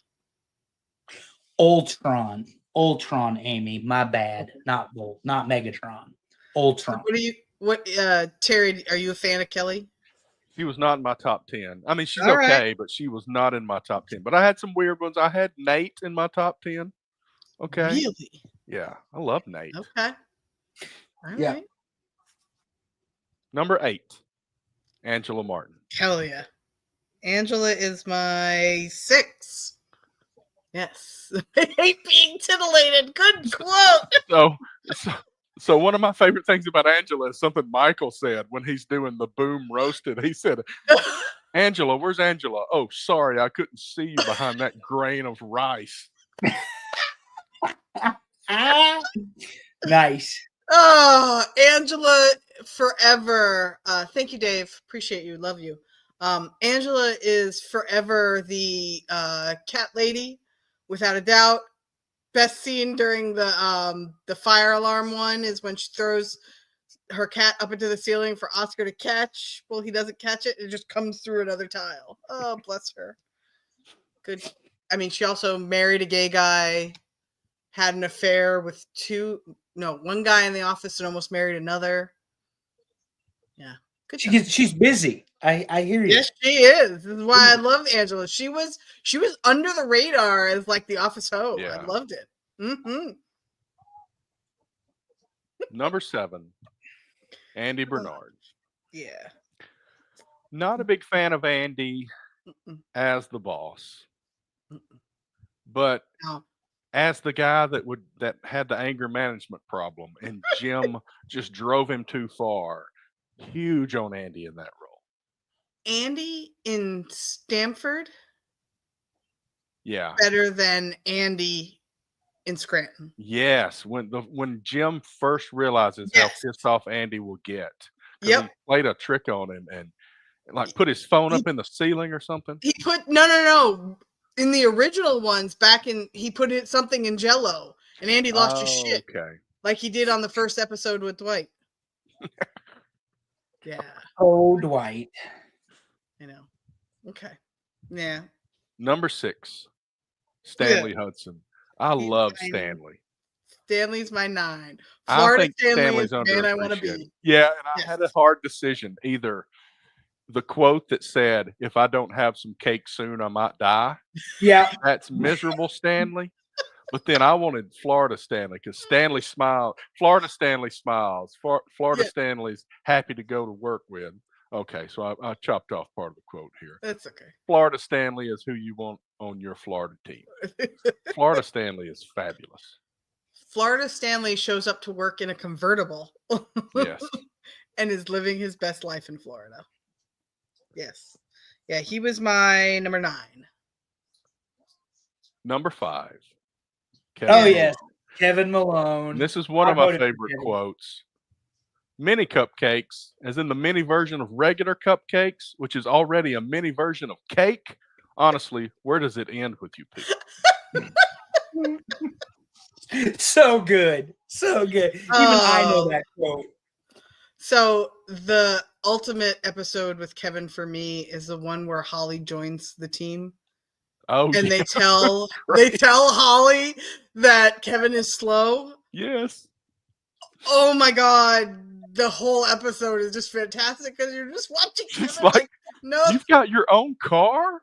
I'm so proud of you. No. Good stuff. Oh, and I love it when Toby and Daryl are battling over Girl Scout cookies. Oh, yes.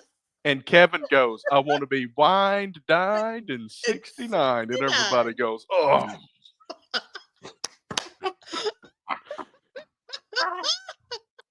As Alex says, Kevin is the most relatable character ever. Totally agree. Absolutely. Love it. God, right, I got a lot. I'm actually an Asian Jim character. Thank you for asking, Alex. Asian Jim guy. That's me.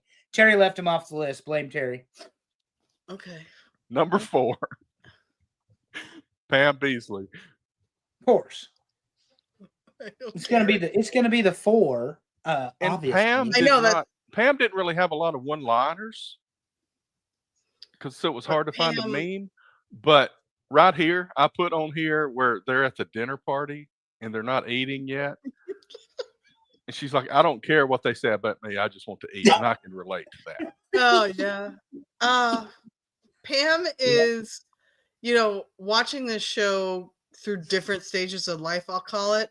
You watch Pam grow through this series. Like, really, she goes from the fiance to the single lady to the fiance to the mother to the wife, to the couple that's having trouble.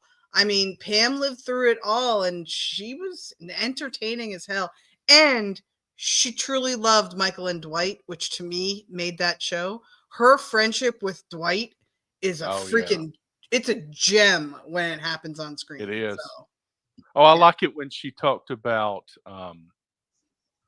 when they are, I don't remember. I guess you remember when Dwight set up the machine where if they didn't get a certain number of sales, some emails would be sent or whatever. I don't remember exactly the details, but she said something to him when they were at his farm that he really caught. Do you remember what she said? 'Cause I I'm don't trying to think remember. about it. Oh, Po Body's nerfect.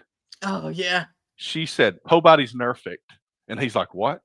What do you mean? And she explained it. And he really caught on to that. You could see the gears spinning in his head. Yep. Sorry, I have to think of things sometimes, guys. Ah, it's all good.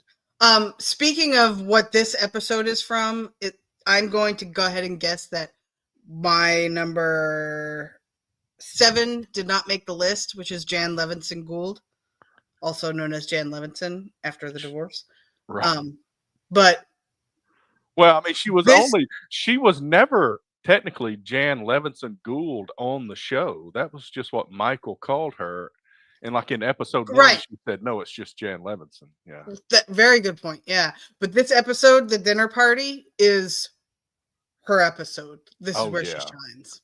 Yeah. Andrew. I did have Hunter on the list. Yeah. Oh, yeah, I know. Andrew, dinner party is the episode to start with. Just start there and then go back to the beginning. All right. Number 3, Jim Halpert. Yes! Thank you! Okay, so for those of you watching visually, it's a lovely picture of Jim, also known as Randall Park, the actor. If you know, you know. If you don't, you don't. But the quote here is perfect. This is one of the best pranks that they pulled. Terry, you want me to? Go ahead. Okay, so the prank was, it's the end of the show. Randall Park comes in, sits at Jim's desk, starts working, and Dwight's losing his shit. You're not Jim. What are you doing? Why are you doing stuff? And he's like, what are you talking about, man? It's me. It's Jim. He picks up the phone to check his voicemail, and it says, put in your personal passcode. And he like hides, and he's like hiding from Dwight. And Dwight's like, how did you know that? What's going on? And then he looks at Jim's desk, and there's a photo of Jim and Pam, of Asian Jim and Pam, and 2 Asian kids to die for. And then his line to cap off the whole scene is, hey, hats off to you for not seeing race. To Dwight, it just killer. My favorite scene I have seen on social media of The Office. Oh, this is so good too. Okay, Amy's favorite Jim prank is when Jim loads Dwight phones with nickels. So every time he picks up the phone, it gets heavier and heavier. So he's got to use more force. And then he takes all the nickels out. He whacks himself in the head. Well, I also enjoyed when Jim was in Stamford. Yes. Oh. And he was faxing Dwight as Dwight from the future. Yep. But I got another one. Just to be fair to Jim, I did include him on another page with Bears beats Battlestar Galactica. This outfit cost me $11, worth every penny. Yes, without a doubt. I mean, and I'm not a big prankster. I don't love like prank, that kind of joking. This was in this show one of my favorite things to watch out for. Loved Jim's pranks on Dwight. All right, we're down to 2. Number 2, Dwight Schrute. It should be. Okay. I mean, there's a lot of quotes you could pull in for Dwight. I do not do that thing. I love Dwight. I love Dwight. His offensiveness, like being offended of the things that happen in the office, and because everybody knows that guy. That knows it's not supposed to be that way. It's not supposed. You're not supposed to do that. You're not. The way he takes everything so personally, absolutely hysterical to me. So this is my son. If you watch this show with that in the back of your mind, you can see this. Time to binge watch it again. It is without a doubt the funniest thing in the world because Dwight is run by rules.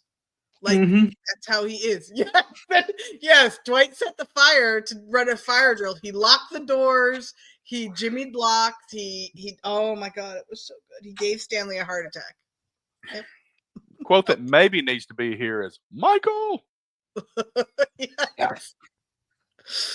Oh, fantastic. Number and six, obviously, no surprise. number one with the bullet. That's right. Michael Scott. Do I need to be liked? Absolutely not.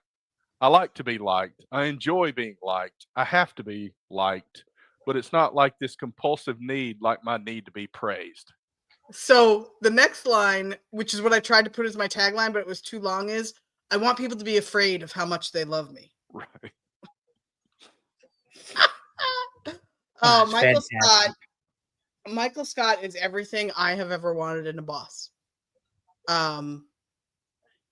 He's so good at his job that he doesn't do it, and he just makes you happy to come to work every day. He's a weird mix of goofing off and being very good at selling paper. That's what I mean. Like, it was great. The episode where he started his own paper company, I was like, this is brilliant. I get it.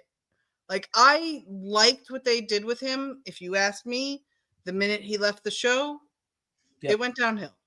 Yep.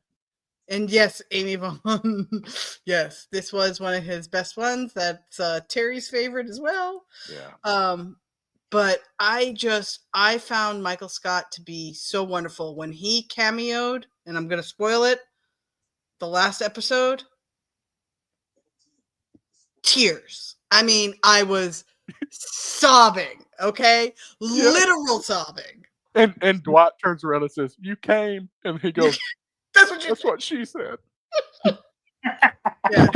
And I agree with Alex. We could do a whole episode of Michael Scott quotes. I was going to do that for this one, but the problem with doing quote polls is they get really long. And that's what she said to win. Come on. Well, the problem with quotes really is not everything's a one-liner. So you got to provide context a lot of times. And then you end up with like 3 or 4 back and forth. We've done it and we'll probably do it again, but it is very difficult sometimes. Yeah. And to Amy's point, Michael Scott was super sweet. He did buy Pam's artwork. I also have that painting here on my wall. He cared about the people that worked for him, even if you watch the episode where he ran over Meredith. Yes. Damn. Correct. He ran over Meredith. This is what I'm telling you, Andrew, you are missing out. This show is right up your alley. Yeah, I was told that about the Righteous Gemstones too, and I couldn't get through it. But it was that just was a little bit weirder. Yeah, that was a little tough for me. So let me run it down. Number 10, Robert California. Number 9, Kelly Kapoor. Number 8, Angela Martin. Number 7, Andy Bernard. Number 6, Stanley Hudson. Number 5, Kevin Malone. Number 4, Pam Beasley. Number 3, Jim Halpert. Both versions. Number 2, Dwight Schrute. And number 1, Michael Scott. Yeah. The only other one I had on my list that wasn't here, besides Jan, was Phyllis. Phyllis was everybody's mom. And you wanted Phyllis's disgusting sex life with Bob Vance refrigeration was out of control and fantastic because you never saw it coming. And Phyllis would drop these little lines to let you know how much of a freak she was in the bedroom. Fucking loved her. She was great. You got a lot to learn about this town, lady. One of my favorite lines from her. And she went to high school with Michael. Correct. And I remember where Michael had broken up with Jan or something, and he was lonely. And then Phyllis tries to set him up with a friend, and he's asking questions. He's trying not to say it. Like, does she fit in a boat? And Phyllis is like, no, she doesn't fit in a boat. Or a kayak Alex or something. Alex says honorable mention to the weirdo Gabe. Gabe creeped me out, which means he did his job very well. He was very well cast. Oh, yeah. He acted very well. Weird. But the way that he was in love with Erin was stalker scary. So that's why he didn't make the list for me. Mhm. Oh, good list. Love it. Very good list. I I gotta look knew up that quote. I got it everybody, wrong. with the exception of Andy Bernard. No, I didn't know Andy Bernard. You should have known Andy. Oh, I didn't know the ones off the list. I didn't Yeah. know the ones that didn't make the list. I knew all of these guys. She All can't right. fit in a rowboat. That was the quote. Ah, okay. Mommy has just made her entrance on Evolution. No spoilers. I paused it. No spoilers. I paused it I'm because I just didn't get to saying, see the end of the Mommy Dr. has Jade just match. made her entrance. Okay. Speaking of an entrance, have you seen Talking Wrestling with Palm Water Dave and Amy Terry? My goodness. I've seen a lot of it. I even got the T-shirt, and I think Yeah. I need to get a new T-shirt because they changed their name. That's Yeah. right. Yep. Mark Out Moments presents Talking Wrestling with Palm Water and Amy. I got about half of last week's show. Then I had something I had to do. Yeah, So, same. I think we were all there at the same time last very week. good. Very Very good good show. show. And they're going to be back to Tuesday night this week, and I guess they're going to talk about all the wrestling that happened this weekend. Amy, you still here to tell us? Yeah.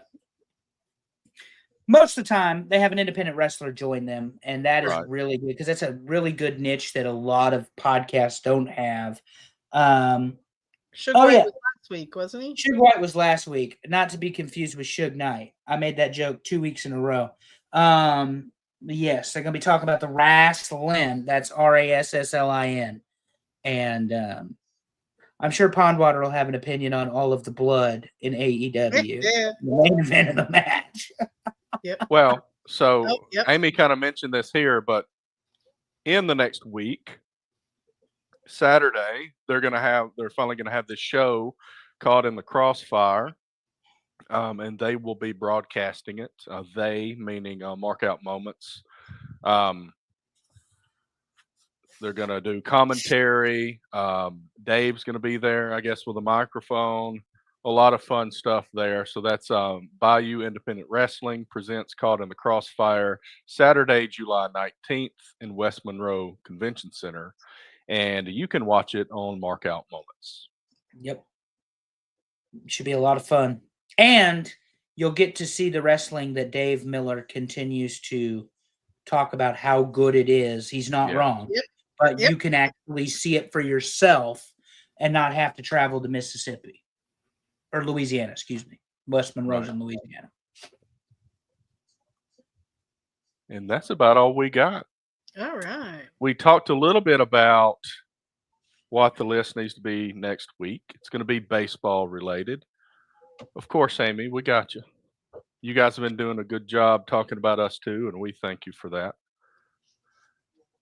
And we can't wait to see the show next week. Hear a lot about it on Tuesday night also.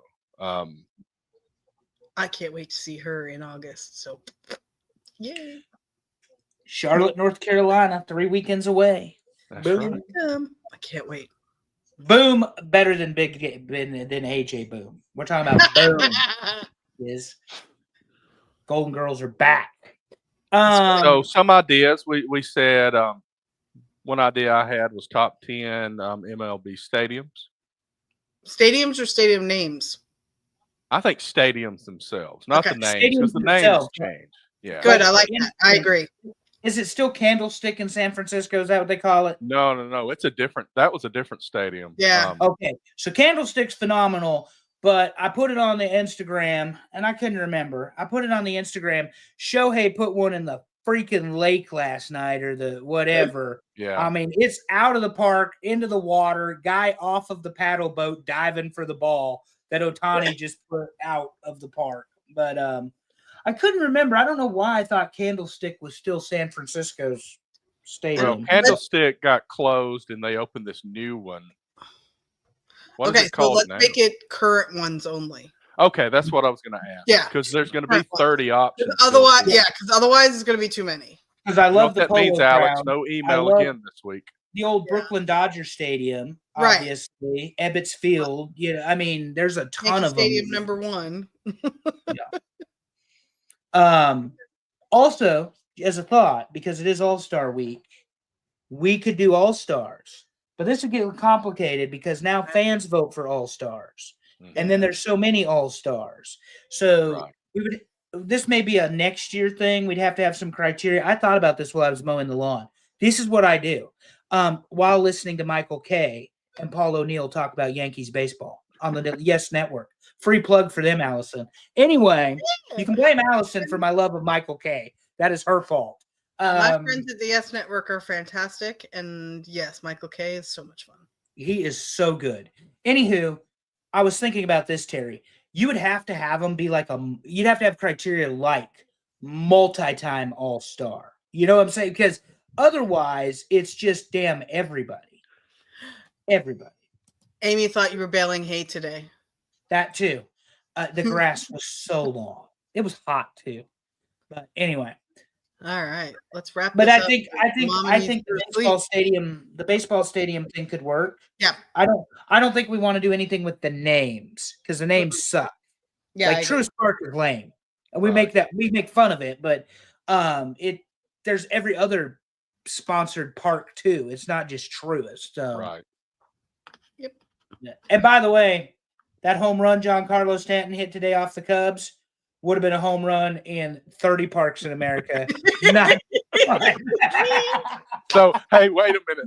But now we got to figure this out. When we say current parks, there are a couple of them. We got a spring training park being used and a AA park being used. Can't use Steinbrenner and don't use the one the A's are in. Yeah. Okay, so that narrows it down to 28. 28. Yeah. Yep. Well, it's not really fair. I mean, Allison and I went to Steinbrenner and we love it, but I mean, it's 11,000 fans is all that can sit in Steinbrenner. Exactly. And the A's park, I don't even know if they've got parking outside the damn thing. Might have to walk. But they'll go to Vegas eventually, and they'll have an awesome park, I'm sure. So. We'll have to go to that at some point. That's what I said. I was like, we have to go to Vegas again? What? We're going to wrap it up real quick. We're not there for the gambling or the degenerate shit. We're just there for the baseball. No, I stay longer to do that stuff when you guys leave. And we will probably review Evolution next week, even though it's happening right now, and we've talked about it. Might as well go ahead and go through it officially. But one last time, happy birthday, Allison Faye. We love you. Thank you for an awesome show tonight. Anything else, guys? No, love you guys. Thank you. Echo the sentiment. Love you. Happy birthday. And we're going to do it again. That's right. All right. We're going to talk about baseball next week a lot. And happy birthday to Allison, like I said. Thanks, everybody that's a wrestling fan that showed up here, because there was a big wrestling show happening, and you chose to be with us, and we really thank you for that. Even Bober came in before he went to run around and play hockey. With the ball. With a ball. Floor and hockey. Sneakers. And sneakers. But as always, it'll never love your people. Tell them you love them. Make it weird. See you next time, everybody. Bye, guys.